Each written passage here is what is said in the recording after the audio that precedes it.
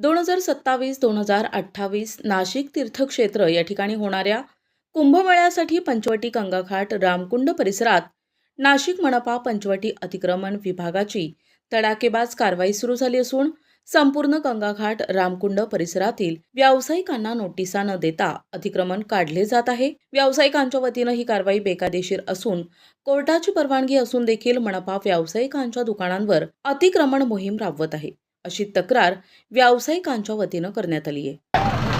ही सरकार भामटी यांनी सर्व भामटेगिरी केली.